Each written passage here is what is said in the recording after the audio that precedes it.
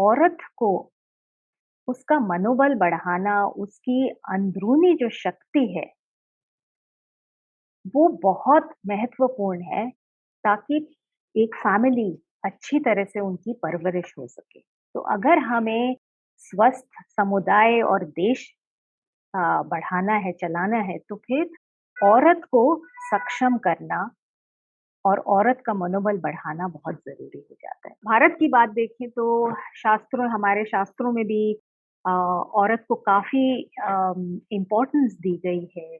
जो देवी सूक्त है हमारे ऋग्वेद में, वहाँ बताया गया है कि नारी शक्ति से ही ब्रह्मांड की सृष्टि हुई है, का निर्माण हुआ है।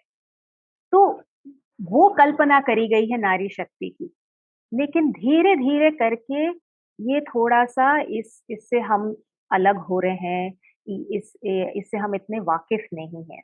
धीरे-धीरे करके ओवर द जनरेशंस औरत खुद अपनी पहचान भूले बैठी है ना? उसकी खुद की आवाज़ इतनी दब गई है कि वो उसको खुद अपने सार का एहसास नहीं है, जबकि औरत जगत जननी है। सृष्टि की रचना औरत या नारी तत्व, नारी शक्ति से हुई है।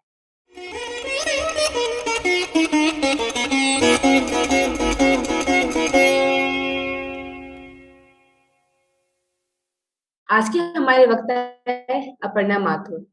अपर्णा जी एक लीडरशिप कोच और फैसिलिटेटर तथा ग्रोइंग लीडरशिप ऑफ वीमेन की से संस्थापक है। 25 साल के बहुआयामी कार्यक्षेत्र अनुभव के साथ ही नेतृत्व क्षमता विकास करने की कोचिंग भी देती हैं। इन्हें सेल्स, कंसल्टिंग और पर्सनल ट्रांसफॉर्मेशन के क्षेत्र में बहुत अनुभव है। इन्होंने Times of India, Schindler, I discovery, Prerna center of learning और कैनन इंडिया जैसे संगठनों के साथ काम किया है। दी फाउंडेशन में वंचित पृष्ठभूमि के बच्चों के लिए एक शैक्षणिक पहल है तथा जीवन कौशल पर आधारित कार्यशालाओं का आयोजन करती है। आज हम अपर्णा जी के साथ 21वीं सदी की महिला के विषय में बातचीत करेंगे, जो पिछले कुछ वर्षों में पीढ़ी दर पीढ़ी महिलाओं की आवाज को दबा दिया गया है। हालांकि अच्छी खबर यह है कि हम बदलाव के मुहावने पर हैं। जागरूकता बढ़ रही है। सामूहिक रूप से एक राष्ट्र के रूप में हम तभी आगे बढ़ सकते हैं जब यहाँ स्थिति और अवसर की समानता हो। ये वार्ता महिला के लिए बदलते सामाजिक सांस्कृतिक परिदृश्य के साथ साथ 21वीं सदी की महिला के अपने जीवन को संभालने की जिम्मेदारी को प्रतिबिंबित करेगा। इस बातचीत को आगे बढ़ाते हुए अपर्णा जी के साथ प्रश्न उत्तर सत्र को आरंभ करती हूँ। अपर्णा जी, मेरा पहला प्रश्न आपसे ये है कि आप अपने संगठन ग्रोइंग लीडरशिप ऑफ विमेन के बारे में हमें बताइए। Thank you so much Seema and a very warm good morning आप सबको जितने हमारे श्रोताएं हैं आज। आई एम डिलाइटेड कि इस विषय में आज हमारी चर्चा हो रही है। तो अपने संस्था के बारे में बताने से पहले मैं थोड़ा-सा जो आजकल लैंगिक विविधता की बात हो रही है, उसकी थोड़ी-सी भूमिका बताना चाहूँगी, मानना चाहूँगी।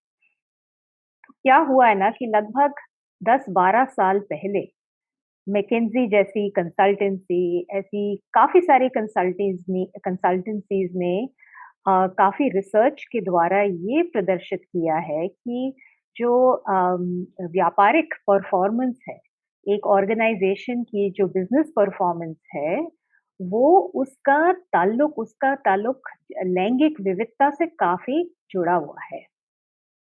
मतलब कि जहाँ जिन संस्थाओं में अम, पुरुषों का और औरतों का बराबरी का अनुपात हो, वो संस्थाएँ ज़्यादा सक्सेसफुल रहती हैं।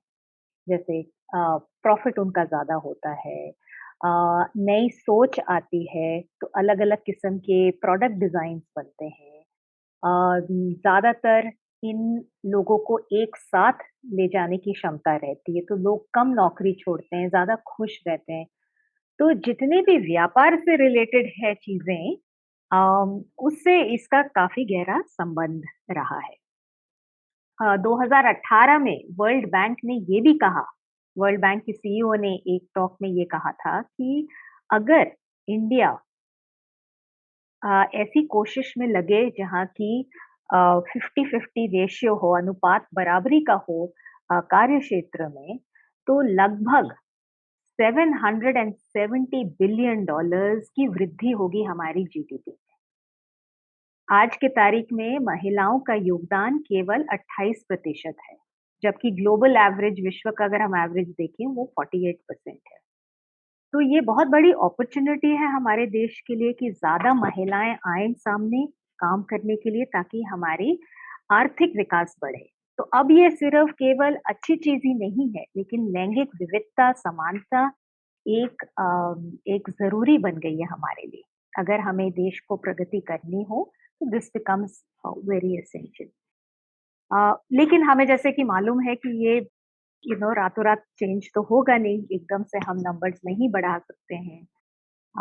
अभी कार्य चल रहा है लेकिन थोड़ी धीमे पेस पे चल रहा है। पिछले साल पैंडेमिक की वजह से तो ये और भी ज़्यादा इसकी गति धीरे हो गई है। और इसके लिए सीमा ना खासकर 2 वजह। अगर आप पहला देखें तो औरत पूरी तरह से अभी तैयार नहीं है कि आप काम भी सँभालें और घर का काम-काज भी सँभालें। जैसे अगर ज़ोर-शोर में वो जॉइन भी करती हैं, लेकिन शादी के टाइम जब बच्चे पैदा होते हैं, तो बहुत सी महिलाएँ पीछे हट जाती हैं, उनकी नौकरियाँ रह जाती हैं। और इसकी वजह ये है कि आज भी कई घरों में देखा गया है कि पुरुष लोग बराबरी का हिस्सा नहीं लेते हैं घर के काम-काज में। बल्कि एक डेटा में तो ये भी बताया गया था कि महिलाएँ लगभग 6 गुना ज़्यादा काम करती हैं घर का। और जो कि जिसके लिए कोई ऑब्वियसली सैलरी नहीं मिलती है, इट्स अनपेड वर्क। तो भार सारा घर का सँभालने का, बच्चों का सँभालने का आज भी औरत के ऊपर आता है। तो उनके लिए में वाक़ई मुश्किल हो जाती है काम करने के लिए, बहुत सारी बाधाएँ आ जाती हैं उनके सामने। दूसरी वजह ये है कि आज भी हमारे समाज में पितृसत्ता मानसिकता बहुत सामान्य है और ये औरतों को रोकता है। आ भी जाती हैं तो दिक्कतें काफ़ी होती हैं औरतों को आगे बढ़ने में। आज भी उसी काम के लिए भेदभाव किया जाता है पुरुष और औरत के बीच में। उसी उसी काम के लिए अलग-अलग सैलरी होती है। औरत को वो सैलरी नहीं मिलती है जो कि एक आदमी को मिल सकती है। प्रमोशन की अपॉर्च्युनिटी भी आदमियों को ज़्यादा दी जाती है बनस्पत औरतों को। तो काफ़ी सारी ऐसी बाधाएँ हैं जो कि औरत को रोक रही हैं।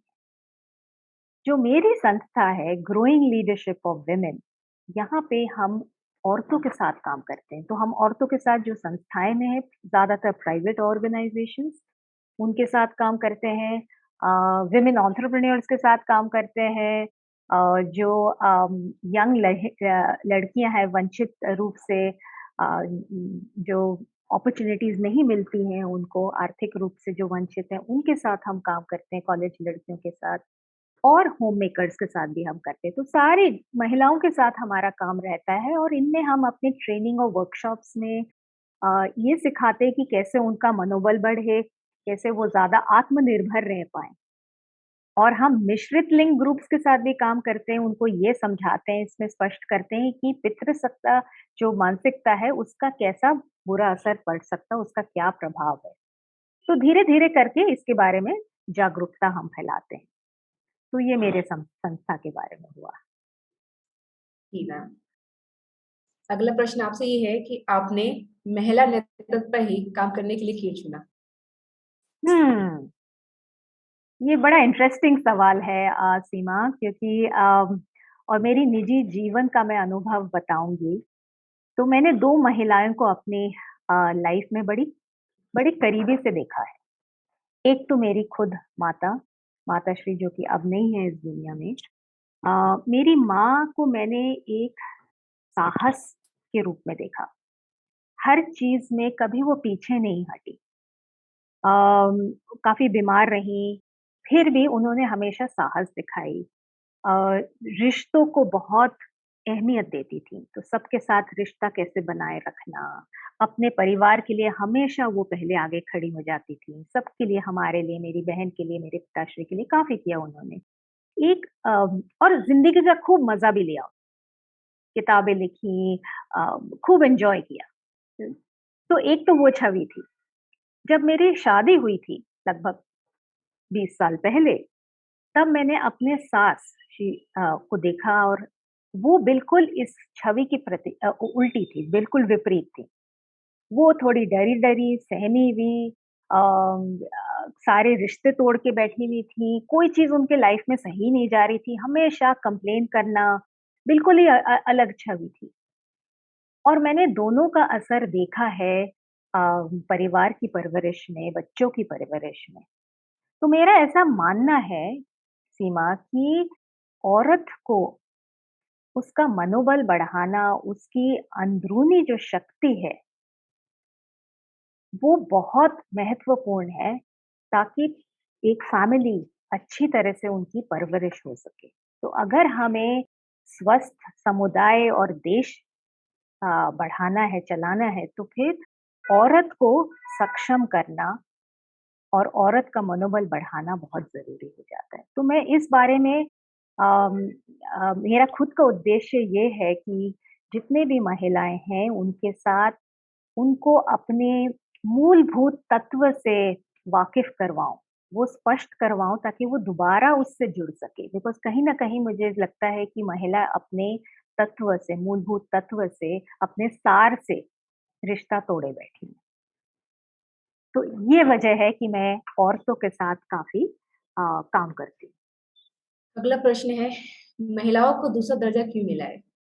विश्व भर में आजकल सबको मालूम है कि अम, शारीरिक रूप से महिला थोड़ी वीक है, जैसे वीकर सेक्स कहा जाता है महिलाओं को, है ना?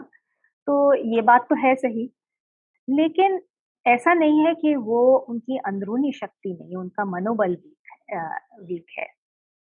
हम अगर भारत की बात देखें तो हमारे शास्त्रों में भी औरत को काफ़ी इम्पोर्टेंस दी गई है।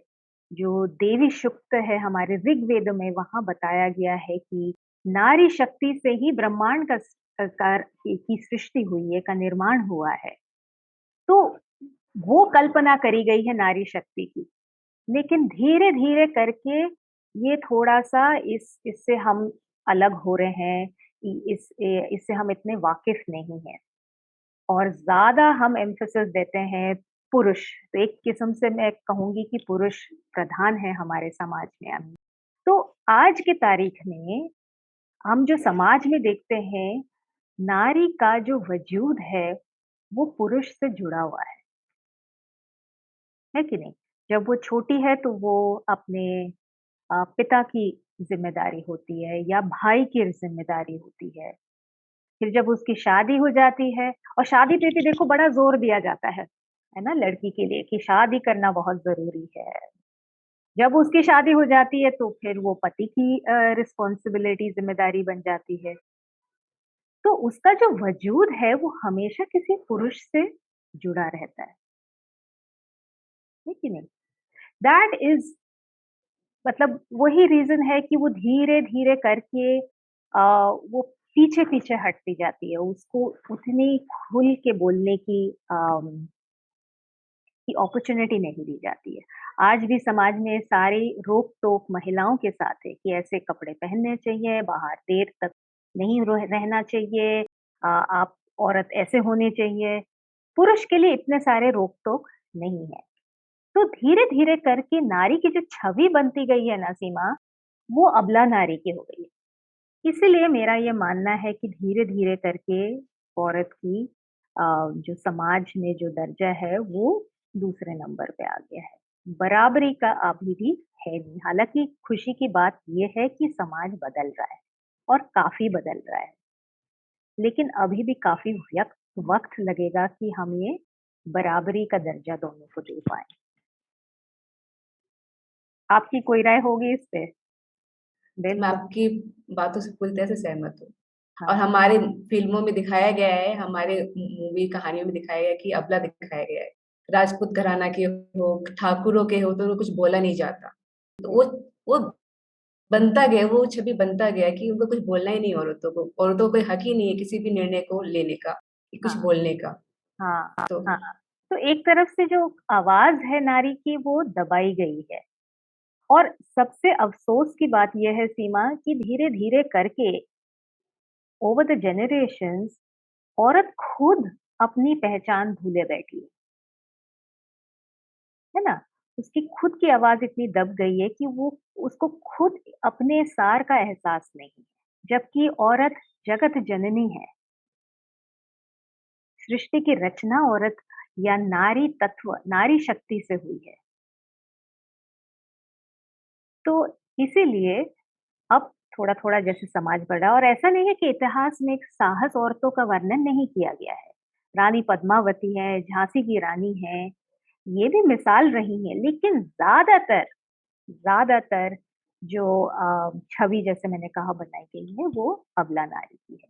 अगला प्रश्न है, लैंगिक समानता सुनिश्चित करने के लिए सरकारों और संगठनों द्वारा क्या कदम उठाए जा रहे हैं? हाँ, तो जैसे कि मैंने कहा समाज थोड़ा बदल रहा है धीरे-धीरे क्योंकि इसका इतना गहरा संबंध है आर्थिक विकास के साथ, अब ये ज़रूरी बन गया है कि समानता सब जगह हो।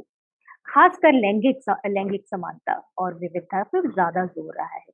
तो जितनी भी देखो प्राइवेट कंपनीज़ हैं, उनमें तो बहुत सारी पॉलिसी चेंजेज़ आ गई हैं। ज़्यादातर बताया जाता है कि आप औरतों को हायर करें, उनके लिए ऑर्गेनाइज़ेशंस बहुत कुछ कर रही हैं, जैसे ऑर्गेनाइज़ेशन क्रेश खोल रही है, अगर कोई औरत मैटरनिटी लीव पे जाती है तो क्रेश खोले जाते हैं so that child care can be taken care of.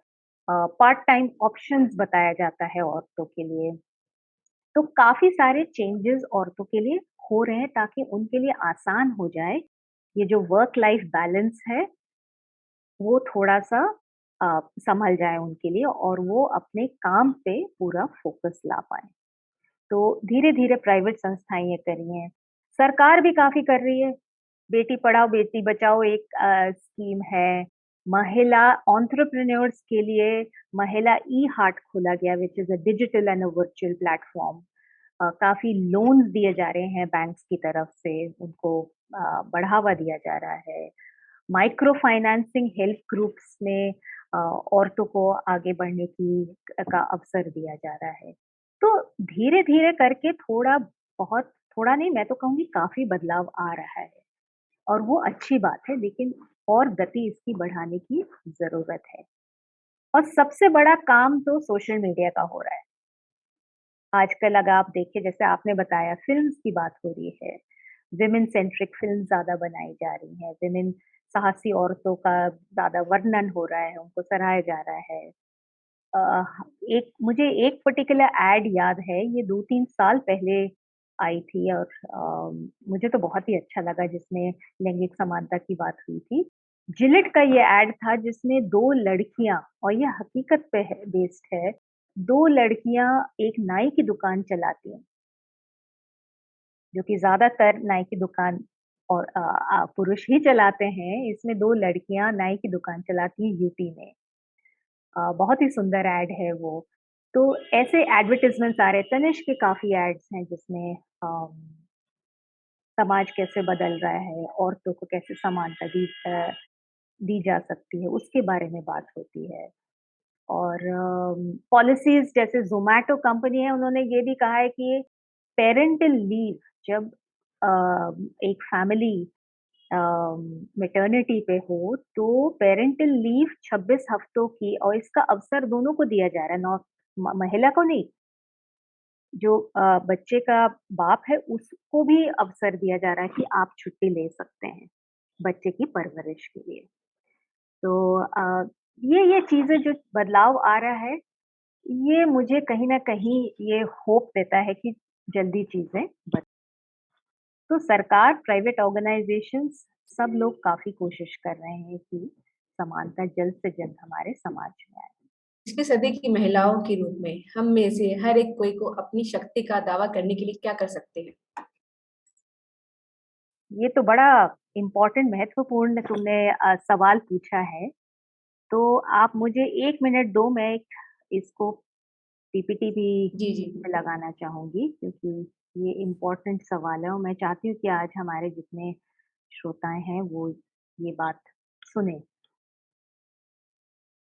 तो सबसे पहले देखो एक तरफ से तो समाज को बदलना चाहिए, अवसर ज़्यादा देना चाहिए, ये तो समाज को करना चाहिए और वो समाज अपना वक़्त भी लगाएगा बदलाव लाने में।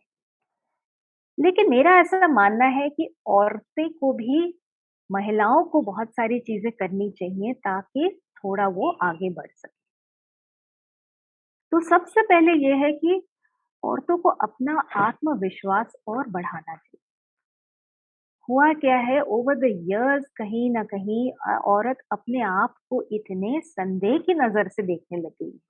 उनको हमेशा ये लगता है क्या मैं कर पाऊँगी? नहीं कर पाऊँगी? अगर नहीं कर पाई तो क्या हुआ? तो ये दुविधा में रहती हैं हमेशा और अपने आप को बहुत संदेह करती हैं। इसकी ज़रूरत नहीं है, विश्वास करो अपने आप पे, हो जाएगा काम।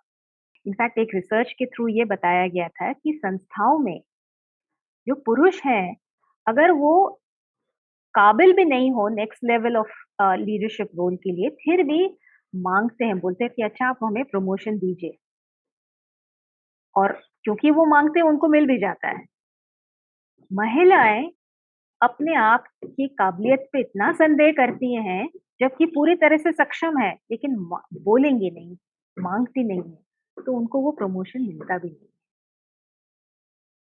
तो अपने आप में ये विश्वास रखना कि मैं कर पाऊँगी, वो बहुत ज़रूरी है। दूसरी बात, अपने राय को प्रकट करना। कई बार मैंने देखा है और मेरा काफ़ी काम रहता है यंग महिलाओं के साथ जिनकी हाल ही में शादी हुई हो या बच्चे सँभाल रही हों, छोटे बच्चे हैं, काम भी सँभाल रही हैं।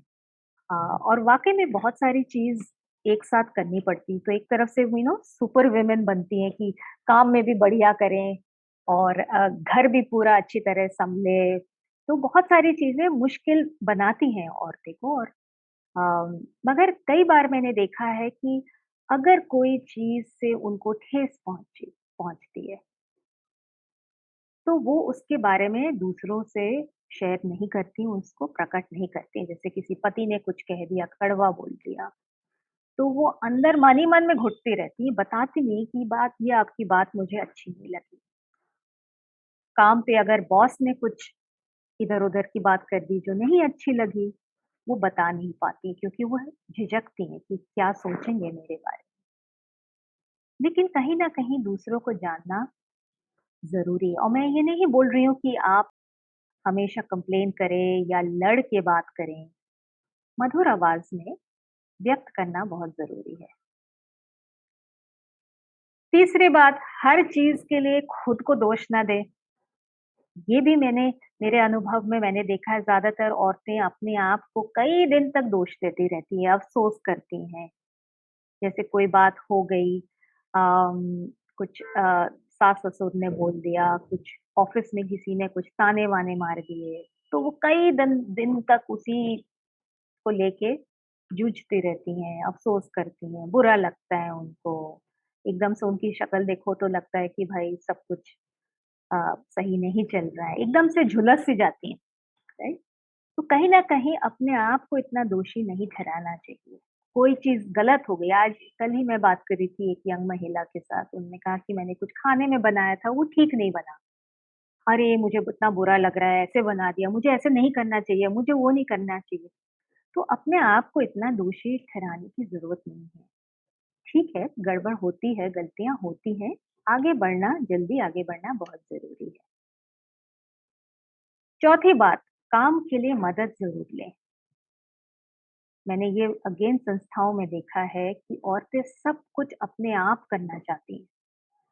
घर में भी सबको सँभालना, ऑफ़िस में भी सब चीज़ खुद करना, बहुत सारी चीज़ें वो खुद ही करती हैं लाइक अ सुपर वुमन। मदद कम माँगती हैं क्योंकि उनको पीछे ऐसे लगता है कि अरे! अगर मैं मदद माँगूँ तो मेरे जो पुरुष कॉलीग्स हैं वो क्या बोलेंगे कि ये कमज़ोर है, ये कर नहीं पाएगी। मगर मदद लेने में कोई हर्ज नहीं है, क्योंकि हम इतना कर रहे हैं, सब कुछ करना मुश्किल है। पति है, बच्चे हैं, घर में लोग हैं, ऑफ़िस में कॉलीग्स हैं, मदद माँगो, राय माँगो, मदद माँगो, इसमें कोई हर्ज नहीं, कोई ये नहीं समझेगा कि आप नहीं कर पा रही हैं। 5वीं बात और ये मैंने पहले भी कहा था, ये बहुत ज़रूरी है कि अपना जो सार है, मूलभूत सार उसको बरकरार रखना बहुत ज़रूरी है।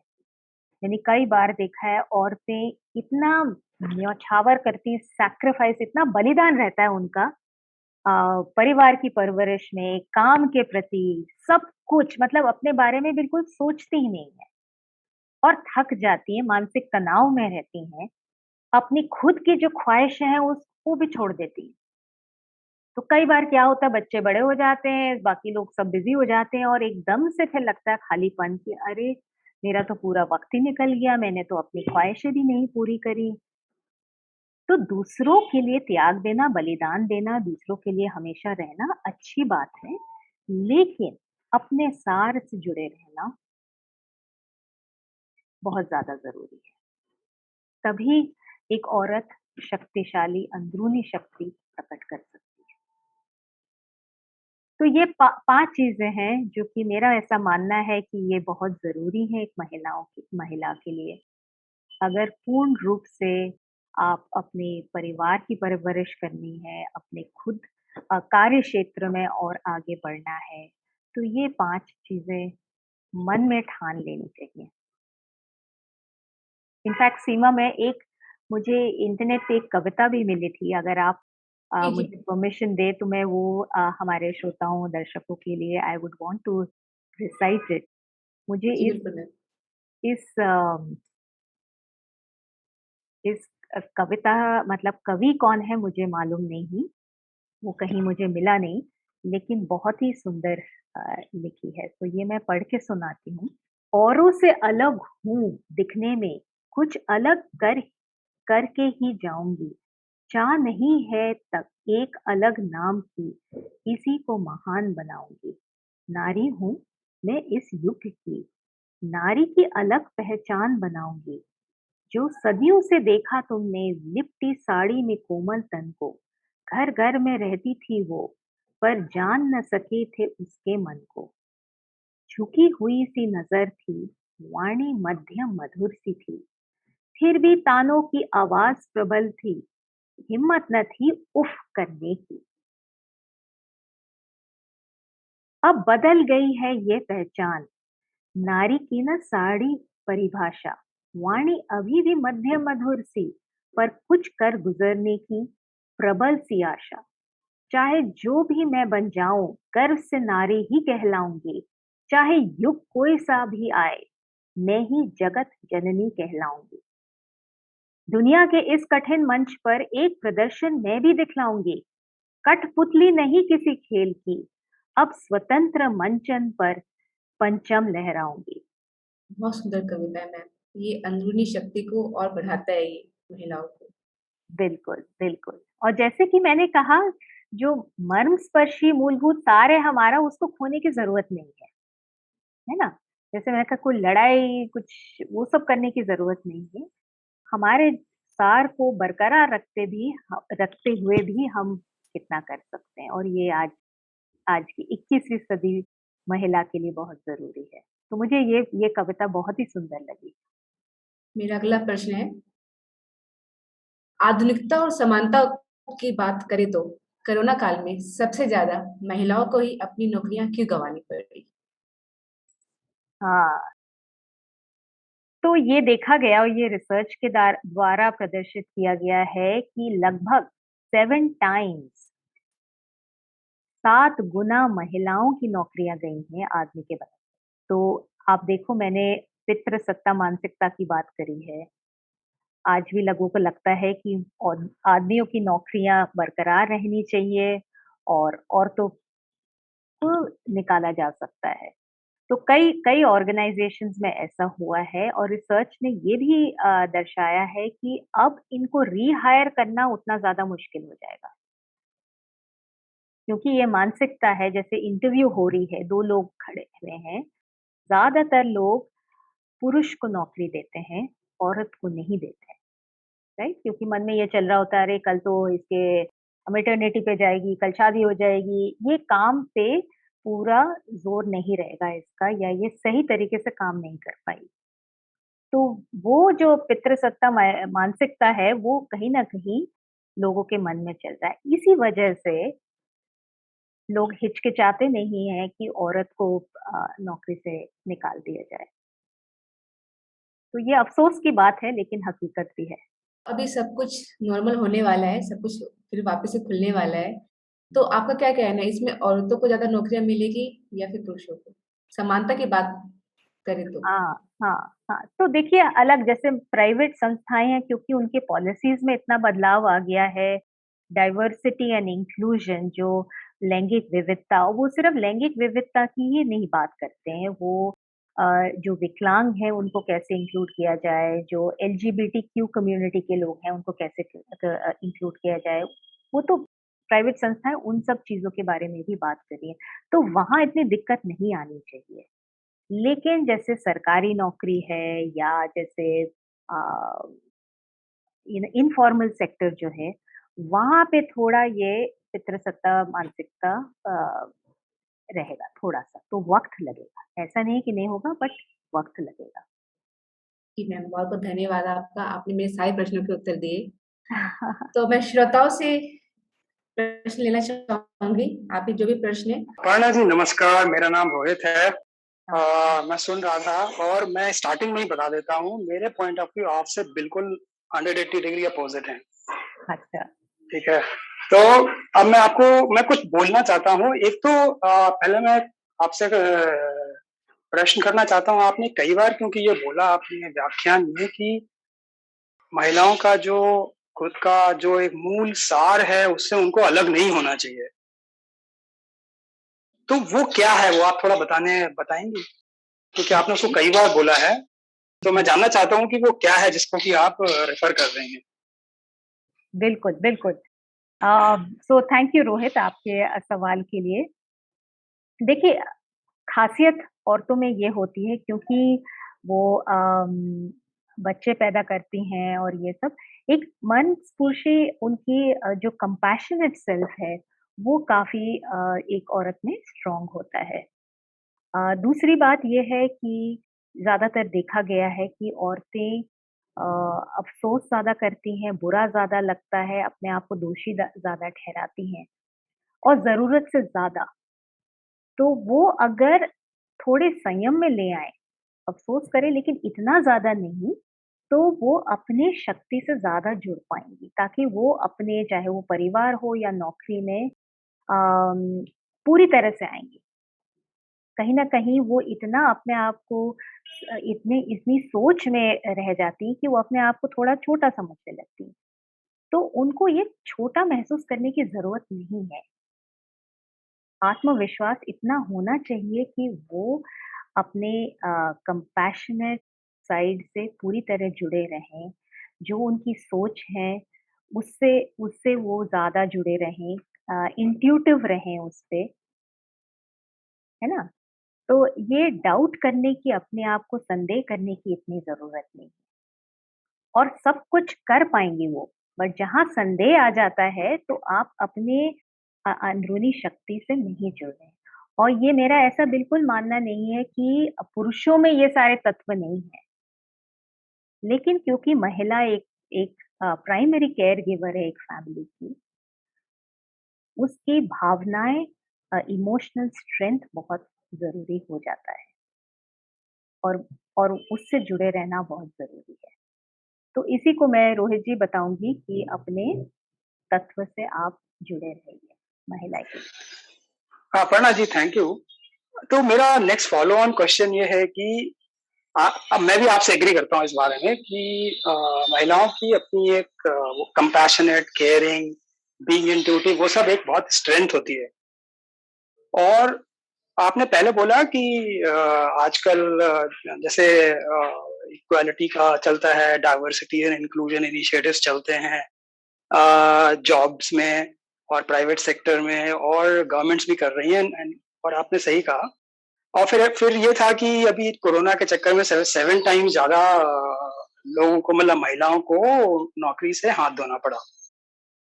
तो अ, जो मैंने देखा है, मैं प्राइवेट सेक्टर में ही काम करता हूँ। जी, जो मैंने देखा है कि अभी आजकल क्या हो गया है ना कि जिसको कहते हैं कि बीइंग पॉलिटिकली करेक्ट, बिल्कुल। तो उसके चक्कर में क्या होता है कि बहुत सारी कंपनीज एंड उनका इंटेंशंस अच्छा होता है, और ये मेरा एक ऑल्टरनेटिव पॉइंट ऑफ व्यू जो मैं सामने रख रहा हूँ।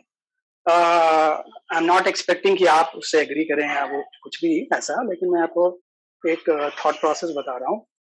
तो क्या हुआ है ना कि बीइंग पॉलिटिकली करेक्ट के चक्कर में बहुत सारी कंपनीज ने बहुत सारे वुमेन को हायर किया है, और आपने जैसा खुद ही बताया कि बहुत सारी कंपनीज में क्या होता है, सैलरी एट पार नहीं दी जाती, वो कम सैलरी दी जाती है। तो अगर आप बिजनेस के एंगल से देखेंगे तो बिजनेस के एंगल से बहुत ही अच्छा ये प्रोपोजिशन है बिजनेस के लिए कि आप ज्यादा विमेन हायर करिए। उससे एक तो पॉलिटिकली भी आप करेक्ट हो जाते हैं, ये दिखाने के लिए कि हाँ देखिए मेरा तो 48% है रेशियो, और आप क्या कर रहे हैं, आप उनको सैलरी कम दे रहे हैं। तो आपको कम सैलरी पे वो उतने ही काम करने वाले लोग मिल रहे हैं। और जैसा आपने कहा कि महिलाएं क्या करती हैं, ज्यादा काम करती, 4 गुना 6 गुना ज्यादा काम करती, कंप्लेन नहीं करती है ना। अब आप सोचिए कि ऐसी वर्कफोर्स बिजनेस को कहाँ मिलेगी। बिल्कुल। प्रमोशन नहीं मांगती है, सैलरी रेज नहीं मांगती है ना। तो आप सोचिए बिजनेस के एंगल पे तो मतलब it's like a pot of gold. Absolutely yes. तो फायदा तो उठाया जा रहा है इससे, काफी फायदा। हाँ तो मेरा प्रॉब्लम ये है कि ये जो डाइवर्सिटी इंक्लूजन नाम के इनिशिएटिव चलते हैं ना, डाइवर्सिटी इंक्लूजन जो इनिशिएटिव्स है ना, ये आउटसाइड व्यू के लिए बड़े अच्छे से व्यूज हैं, बट एक्चुअली इनके अंदर क्या होता है, एक्सप्लॉयटेशन होता है। और इसीलिए आप देखिए कि कोरोना टाइम में क्या हुआ कि जब लोगों ने कहा अच्छा मुझे कॉस्ट कम करनी है, तो उन्होंने कहा आप क्या करें, तो उन्होंने कहा कि अच्छा लेकिन कॉस्ट तो कम करनी है लेकिन हमें प्रोडक्टिविटी स्टिल हाई रखनी है। तो उन्होंने कहा कि चलो भाई ये विमेन को आप निकाल दें। बिल्कुल बिल्कुल। रोहित जी, आपकी राय और मेरी राय बिल्कुल सेम है, 180 डिग्री ऑपोजिट नहीं है। मैं आपकी बात से बिल्कुल वाकिफ हूँ और आपसे सहमत हूँ कि ऐसा। अच्छा चलिए, बड़ी अच्छी बात है अगर ऐसा है तो। जो रोहित जी ने सवाल उठाया है उस पे मैं थोड़ा सा बताना चाहूंगी कि हाँ ये जरूर हो रहा है, there is a wage gap between men and women, जो कि गलत है। और आज के तौर पे क्योंकि इसका काफी एक तरफ से अगर आप देखें विश्व पे भी काफी डंडोरा सा पीटा जा रहा है, डाइवर्सिटी एंड इंक्लूजन की बहुत सारी बात हो रही है, चर्चा हो रही है, लेकिन सही मायने से बहुत कम संस्थाएं हैं जो इसको इम्प्लीमेंट कर रही हैं अपने ऑर्गेनाइजेशन में। तो मैं ये इस विषय पे रोहित जी से बिल्कुल सहमत हूँ, लेकिन जैसे कि मैंने कहा ये बहुत बड़ा बदलाव है, ओवरनाइट सब चीज परफेक्ट नहीं हो सकती, कहीं ना कहीं धीरे धीरे we are in work in progress actually. तभी जब जब तक हम इसके बारे में चर्चा नहीं करेंगे, इसके बारे में और बात नहीं करेंगे, काम नहीं करेंगे, ये ऐसे बदलाव आएगा नहीं। तो हो सकता है काफी कंपनीज ऐसे हैं जो दिखावे के तौर पे डीएनआई डाइवर्सिटी एंड इंक्लूजन कर रही हों, लेकिन ऐसे भी कंपनीज हैं जो कि सही मायने में समानता दे रही है और उसका फायदा भी उठा रही है। मतलब जैसे कि इकोनॉमिक प्रोग्रेस है या प्रॉफिटेबिलिटी है, उसका उनको फायदा दिख भी रहा है। आज के तारीख में सबको इस विषय में इतनी इतनी डीप लेवल ऑफ कन्विक्शन भी नहीं है कि अगर हम और औरतें को ज्यादा हायर करें तो एक्चुअली बिजनेस परफॉर्मेंस हमारा बढ़ सकता है। ज्यादा लोगों को इसका सही मायने नहीं पता है। तो वो एक जर्नी है, धीरे धीरे करके रोहित जी कहीं ना कहीं तो वृद्धि होगी इसमें। तो but thank you for raising that point. That was a very, very insightful talk. I totally agree with the point. मैं आपसे बिल्कुल सहमत हूँ इस point पे on about the difference in upbringing जो एक strong mother की होती है and the difference in upbringing of a woman, of a lady who has been suppressed. And also I agree with a lot of other issues that you have pointed, mental health issues and all those things. If you go in villages now, the village women are far more getting together and doing self-help groups, and they are doing cottage industries and this industries. They even beat up the men in their villages, if they don't behave properly. So those village women are the, I mean, आप गुलाबी gang देख लो या जो भी देख लो, you don't see a urban woman coming out except for organizations and NGOs. But in a village, in every household, you'll find a strong woman. And of course, South India has a matrilineal way of functioning. So where the son-in-law comes and stays in the sasural, and it is not looked down upon. So I think the urban people are the one afflicted with this psychosis because they are so westernized. And I was just reading yesterday an interview of Cameron Diaz, a very famous Hollywood actress, and she and many other women have pointed out that once you hit 40 in Hollywood or in foreign countries, you are discarded as a no use female. So they have to do botox, shotox, and all these things to continue to remain desirable. So that is a very sad thing. Rather, India, mein what happens once you tend to age, men will look at you as Didi, as Mataji, as this. They will respect you. So the more you age, the more they respect you. Coming to this whole urban psychosis that has been affected by the Western influx of feminism and the extreme feminism, there are places where women are genuinely affected with genuine problems, and it's problematic. So that needs to be taken up, and there are so many laws that are in favor of women, but they are misused by a lot of. So I am not I have grown up with a strong mother. I have seen houses where weak, suppressed women, how they bring up their children, and it's actually very sad. And that goes on for generations and generations and generations.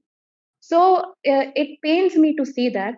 And yes, if we need to understand that yes, our ancient texts regarded the woman as a as a peaceful, peace loving and caring and compassionate. But if you trigger her, then she has those shastra in her hand which she will use, and she uses it very freely. So that's what I think. The urban psychosis has to be corrected very much, and it has to be brought back to its roots, and it has to understand that what importance and what power and they are suppressed, and which they are in many places. I'm not denying it, and we need to work on that front, which you're doing tremendous work for that, and I applaud you for this. Wherever there is suppression, wherever there is something abnormal, wherever there is bad things happening to women, I think हम सबको उनके साथ पूरी तरह जुड़ के कहीं भी जहां अन्याय हो रहा है, we also have to be very aware as you are doing, and I applaud the work that you are doing. I think we need more women like you, and we also should stand by these women and push them forward and get them into their rightful position. No, thank you, Tanya, for giving that context. And the thing about diversity is that there should also be diversity of perspectives. सबकी अलग-अलग राय हैं, सबकी अलग-अलग सोच है. We need to create more spaces where diverse views are welcome, right? So I may have a certain view, and you're right about the urbanization. This is a bigger problem in urban cities than probably it's in rural areas. However, these things are very subjective. I mean, I would say even in rural areas, there is a lot of suppression of the woman's voice. If you see, even in Haryana, I'm based in Gurgaon just now. I know for a fact that during the pandemic, the levels of domestic violence went up by about 3 or 4 times. Right now, that all comes from the fact that the man is constantly asserting his dominant power, and the easiest way to do it is through physical violence because they're physically stronger. So a lot of those conversations need to shift. There are no easy answers as far as diversity and inclusion is concerned. We have to be very mindful and cognizant of the legacy that we have carried forward over the years. But to me, it's important कि हम धीरे-धीरे इसके बारे में बात करें. Even if it in smaller groups, we speak, dialogue, agree, disagree, and then find our own truth around this. Absolutely, absolutely. Thank you so much, Aparna ji. Thank you. Thank you, Tanya. It's a very, very, very large, complex, complicated, and sophisticated and nuanced subject. Sure. Then you said about Gurgaon and perspective. Now it's a large subject. I don't know how to encompass it in a few words. And I have to be very careful not to tread on toes and flare up. So I'd be very careful in choice of words and all. This is very dangerous. See, in the home, now again, I have to be very careful. Everyone puts on an act in a particular situation. I suppose, you can cut me down if you want, I may be incorrect. Women have to put up more of an act. From getting up in the morning till sleeping at night, she has to put on various acts. All of us have to. We act as friends, mothers, daughters, parents, husbands, sons, all that. So women have to put up more of an act than men. Firstly, you're right. In the interest of harmony. In the interest of harmony. Absolutely. Now, this has to be a one-to-one. Therefore, now what happens is, she puts on an act at home. She's not what she's putting on. I want a step-by-step agreement with you so that we go further. So what happens is, she puts up with it, takes out the steam, puts on her office dress, goes to office, has a cup of tea and says, thank God, and lets out her real self. Yes. And where she gets on to a different frequency of interaction, personal dynamics is very different there. There she's now again, I have to be very, very, very careful. There she is an object of, if not gratification, she's an object. So she loves being, now again, please don't get me wrong, I'm not talking 100%, I'm talking of what happens in the various places. So in the marketplace, in the office, she's an object. So some of them love to be an object. Why do you think these textile companies earn by the crores, even any time? Because they love to dress up the woman. Why do you think an advertisement doesn't feature a man? Because it doesn't sell. You have to show a woman in a dress and then people flock together. Now, various things I cannot tell you on an open conversation. It might get hurt a lot of people and I might get a lot of flack. I don't want to face any flack. So she is the object. And some of them revel in it and prance around and dance around mentally and say, oh my God, how nice. She goes back tired from the office, but happy, saying that today A, B, C, D was swooning over me. So thank God. She comes back. First thing, she looks into the mirror and says, thank God. Okay, now back to brass tacks. That act of being whatever she is at home. Yes. Now, there is a fine line. She comes back and says, why can't I behave the same way there as here? Now gets the problem. She says, what the bloody hell? Sorry. She says, what the hell? About 100 men there treat me differently, and this one man treats me totally ultraviolet, infrared. What the hell? Yes. So she keeps her head down for 10 minutes, 20 minutes, 1 minute. Then she says, no, to hell with it. Why do I need to put on an act?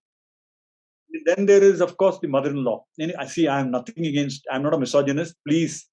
Then the mother-in-law says, hell, this is too much. She now starts off fireworks. So the man has got his additional support, firepower so he's got firepower on, he's fully firepower, she's got nothing. So she, in any case, is going to be defeated. So this is what exactly happened. So he gets moral, physical support, psychological support. Yes. He gets nothing. Now, who is in the right and the wrong? I still haven't told you who's in right and wrong. I have no rights and wrongs. Now, leave that aside. Now, you talked about perspective. Now, in living in a society, if you're a band of human beings, you got to have, if you're driving on the road, in India, you got to drive on the left. In 70% of the countries in the world, you got to drive on the right. You cannot say that I will have my perspective, you weave around me, I will go left and right, and you will go left and right, and we will somehow please make sure we don't have an accident. There will have to be an accident if you say your perspective to you and my perspective to me. You got to have one perspective in India and one perspective in America. You can't have two. So in a society, I'm taking an extreme example.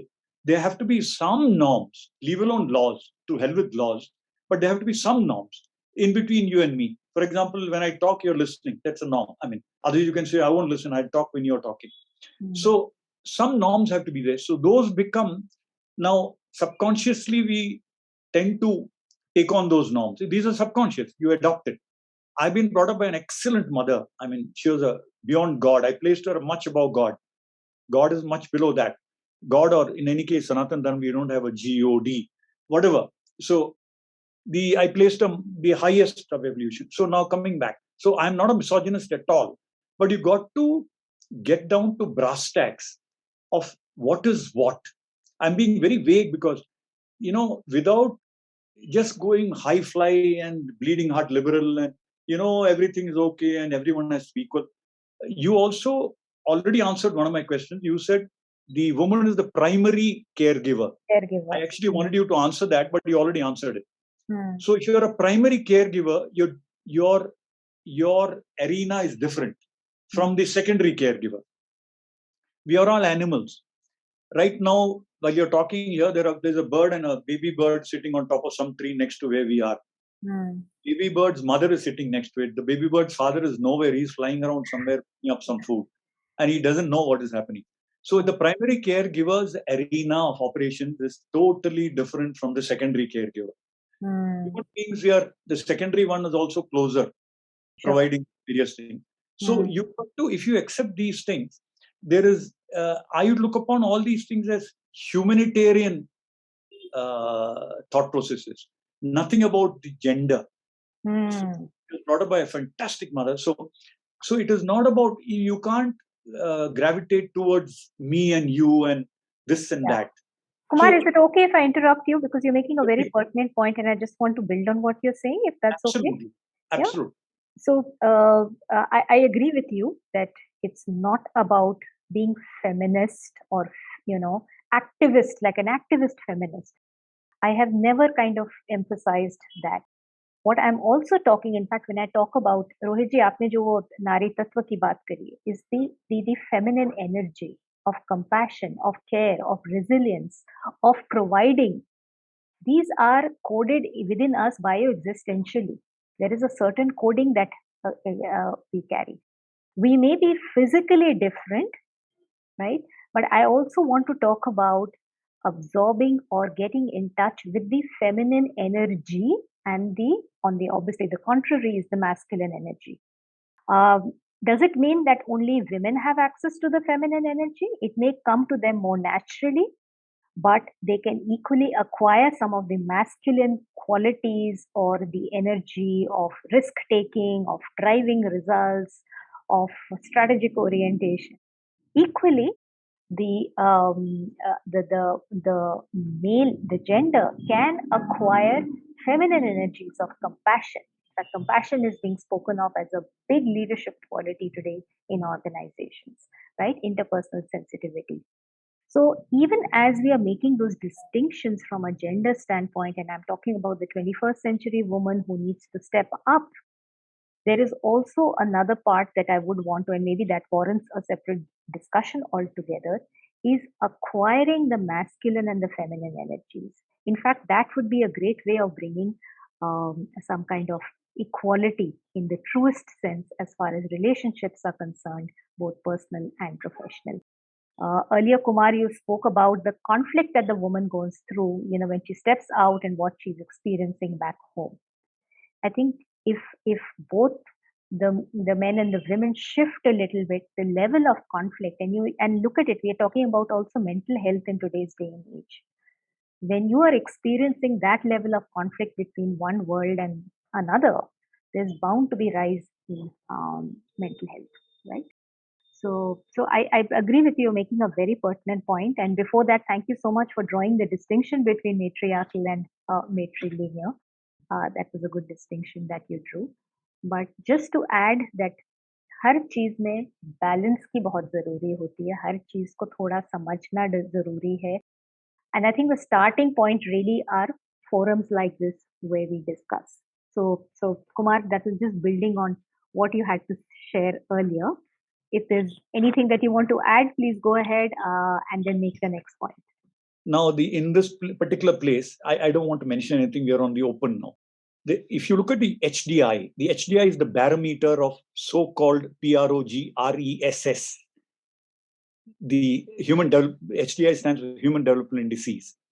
You look for female feticide first, female infanticide second, female longevity third, female literacy fourth, female property rights fifth, female social rights sixth, and so on and so forth. So then comes male longevity, male literacy rates, male blah, blah, blah. So if you look at all these human development indices, this place where matrilineal systems persist it's got the highest HDI. A woman there is less likely, I may be wrong now, but it's somewhat correct. A woman there is less likely to die in childbirth than a woman in America.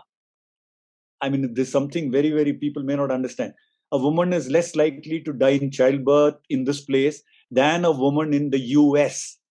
Can you imagine? Okay, but that is the beginning of the story, not the end of the story. So now in this place, you go by the suicide rates. The suicide rates in India are 8.7 or 7.8 average. And some state, I won't mention any state, it's some 2.2 or something. I know everything, but it's inappropriate to say it. Kumar, just phrase your question. I think that. So now this place where all these HDI are the highest, so it must be bliss, BLISS in quotations, living there, it must be paradise. The suicide rate is 35 per 10,000. Whereas the rest of the places, it is 8, national average is 7 or 8. And one particular state Kumar, is 2.2. I'm going to interrupt you again. So, no, 1 minute. Aparna, just a minute. So now, what is the end state that you're aiming for? Are you aiming for what HDI, like Bhutan says, we are not aiming for economic development. We are aiming for happiness. A happiness index is what we are looking for. We are not looking for economic index. So what is the end state you're aiming for? So in response to what Kumar has asked, let me state that the work that I do is at a very, very small scale compared to what needs to be done at a national and an international level. With the women entrepreneurs, women in organizations, girls from marginalized communities, I work on empowering them, essentially getting in touch with their true essence. How can they become more emotionally resilient? How do they resolve problems in their life? How do they build a supportive relationship network? How do they carve out a vision for themselves? That's the kind of work that I do with women. Yes, at a national level, if you're talking about HDI indices, I mean, there's a lot that needs to happen. It's not one person, but it has to be a multidisciplinary approach there. My personal passion area is building emotional resilience, and I'm saying not just for women, also for men. However, given that the woman is a primary caregiver and has a huge role to play in the upbringing of a child, I feel very strongly about empowering women there. So, Kumar, I hope that addresses your question. If you have another question, that's fine. Rohit ji, आपके भी कुछ सवाल थे, आप वो पूछना चाहेंगे? I think my whole point is I made my point about diversity and inclusion and how business is exploiting it and all of that. And this takes me back to the fundamental thing. I totally agree with you कि आपने बोला कि महिलाओं का एक अपना अपना साथ होता है और उनको उससे जुड़ना चाहिए और उसको नहीं भूलना चाहिए, and I totally agree with it. Problem ये है कि अभी जब हम ये अर्बन सेटिंग में स्पेशली कॉर्पोरेट सेक्टर में या जो काम करने वाले लोग हैं उनके बारे में बात करते हैं, तो जो मेरा मानना है कि हालांकि बिजनेसेस तो ये बोलते हैं कि हाँ वो हम महिलाओं को इसलिए लाना चाहते हैं क्योंकि अगर हम इनको लाएंगे तो हमारा बिजनेस ज्यादा फैल जाएगा. वो कोई इस बारे में बात नहीं करता है कि ऐसा क्यों होगा. मतलब महिलाओं को लाने से भाई ऐसा क्या होगा कि आपका बिजनेस ज्यादा हो जाएगा, ज्यादा बढ़ जाएगा. अगर आप उनसे वो पूछें तो बहुत सारे लोग तो they will stutter and they will try to dance around the whole thing and go away from there. Problem ये है कि अभी जो मैं देख रहा हूँ इन सब चीजों का एक जो बहुत ही नेगेटिव इफेक्ट जो मैं देख रहा हूँ वो अभी क्या हो गया है कि जिसको हम बोलते हैं कि a man walking in a women's body. कि वो जो आपने बोला ना कि उनको अपने सार का ध्यान रखना चाहिए और उससे जुड़े रहना चाहिए, उसको स्ट्रेंथन करना चाहिए. आपने बोला कि आप इमोशनल हेल्थ पे काम करती हैं, I think that's the right thing to do. लेकिन अभी क्या हो रहा है ना, अगर आप कॉर्पोरेट सेक्टर में आप जाएंगे तो आपको देखने को मिलेगा कि वो ऐसा हो गया है कि a man walking in a women's body. ठीक है, उनके सारे एक्ट, सारे कॉन्वर्सेशन, सारे सब वैसे ही होते हैं। बट ठीक है, वो एक वुमन बॉडी में वॉक कर रहे हैं, तो एक तो वो मुझे प्रॉब्लम लगता है। दूसरा, आपने थोड़ा सा इक्वालिटी के बारे में बोला था, तो I am just gonna share my views and I leave it there. I think Tania ji has address some of the things about the epics, और वो सब उन्होंने बोल दिया है। बट आपने बोला कि हमारे शास्त्र बताते हैं कि पूरी सृष्टि का जो निर्माण है वो एक नारी के द्वारा हुआ है, और मैं भी इस बात में बिलीव करता हूँ। तो अगर आप उस तरह से देखें तो मतलब कि महिला जो है एकदम, नारी जो है एकदम टॉप मोस्ट हायरार्की में है। उन्होंने ही सबका क्रिएशन में सृजन किया है, वो नारी नहीं किया है। अब अगर हम इक्वालिटी की बात करेंगे तो अब हम पुरुष लोग भी जाके झगड़ा करने लगेंगे कि नहीं ऐसा कैसे हो सकता है, भाई इक्वालिटी दीजिए आप हमको भी। है ना। दूसरा चीज ये है कि अब जैसे आई एम श्योर कि आपने देखा होगा कि, और ये सोचने वाली बात है थोड़ी सी, कि वो जो भगवान शिव का अर्धनारीश्वर रूप दिखाया जाता है, वो शिव का दिखाते हैं, पार्वती का नहीं दिखाते हैं। अब ऐसा क्यों है? आपको जाके उस पर झगड़ा करने लगे कि भाई नहीं, भाई पार्वती जी का भी दिखाना चाहिए। अब उसके पीछे बहुत बहुत ही डीप लॉजिक है, मैं उसमें नहीं जा रहा हूँ अभी। लेकिन मैं, जो लोग बहुत इक्वालिटी में बिलीव करते हैं, मैं उनको जाके यही सारे क्वेश्चन पूछता हूँ कि भाई आप ये बताइए कि एक तरफ तो हम कहते हैं कि नारी जो है बहुत अलग है, उनका अपना सार है, और उनको वो बना के रखना चाहिए क्योंकि वो बहुत इंपॉर्टेंट है हमारे समाज के लिए, हमारी सोसाइटी के लिए, हमारे देश के लिए, उनके अपनी परिवार के लिए और सबके लिए। और फिर हम ये बोलते हैं कि नहीं, इक्वल होना चाहिए। तो हम क्यों एक नारी शक्ति, जिसको अभी आपने फेमिनिन एनर्जी बोला, हम उसको क्यों इक्वेट कर रहे हैं मैस्कुलिन एनर्जी से, जो कि बहुत ही डिफरेंट है। ये ऐसे बोलना है कि भाई हम एक एवोकाडो और ऑरेंज जो है ना सेम होना चाहिए। ठीक है, फ्रूट्स हैं but similarity ends there, right. तो हम उसको हम क्यों नहीं एक्सेप्ट कर पा रहे कि वो डिफरेंट हैं, डिफरेंट होने के बावजूद। तो इसीलिए मुझे जो लगता है अपर्णा जी, कई बार लोग जो है ना कुछ गलत वर्ड्स यूज करते हैं कि वो, जैसे हम बोलते हैं, बैलेंस लाना पड़ेगा सोसाइटी में। अब आप बैलेंस बोलेंगे ना तो मुझे वो जो फिजिकल बैलेंस होता है ना वो याद आएगा, उसमें वो बाइनरी है। रोहित जी, आपने जो कहा ना, ये वर्ड जो बैलेंस है, ये हर लाइफ के हर चीज में लागू होता है ये, एंड ये मेरा फेवरेट वर्ड है। बिकॉज देखिए, कोई चीज हम एक तरफा नहीं ले सकते। यहाँ भी हम 4-5 लोग हैं, लेकिन views are so different, right? So there has to be a certain balance, a middle of the ground, or middle of the path kind of an approach. आपने कहा कि औरतें जब कार्य क्षेत्र में, ऑर्गेनाइजेशंस में आती, then they become a little more masculine, they are masquerading as more men than women, right? I agree with you that aggressiveness is probably an extreme, और इस balance में लाना बहुत जरूरी है। कहीं बीच में you strike, find that, and it's very difficult to find that balance in everything in our lives. Work life balance की बात होती है, equality की, in a team there should be equal number of men and women as opposed to more men than women, right? And we all know that homogeneity, whether it's all male or all female, is not good at all, right? Whether for organizations or for teams or for the country, the diversity of perspectives, एक औरत के सोचने का नजरिया, एक आदमी के सोचने का नजरिया बहुत फर्क हो सकता है, मुद्दा वही रहेगा। लेकिन दोनों जब अपना योगदान दे उसमें, then a better thing emerges, which is why D&I is strongly linked to innovation. और आपने बिल्कुल सही कहा कि अभी लोगों को इतनी समझ नहीं है कि इसका कैसे होता है, ये बिजनेस परफॉर्मेंस कैसे बढ़ती है, प्रॉफिटेबिलिटी कैसे इंक्रीज होती है। अभी तक I would say we are still taking baby steps as far as diversity and inclusion is concerned. Collectively as a nation, as all of us as organizations, we are only in kindergarten. हमें PhD तक पहुंचना है और उसमें वक्त लगेगा. It requires, तभी the more number of sessions we run, the more conversations we have, are a step in the right direction. So I agree with you on the word balance. I think everything needs a little bit of balance. and people struggle. Women in organizations struggle, so they either become too submissive or too aggressive. They are not able to strike that balance, which is why I said the more you get in touch with what you want, the more comfortable you are in your skin, it will be easier to strike that balance. So that was my comment to what you were saying. But yes, thank you for raising that.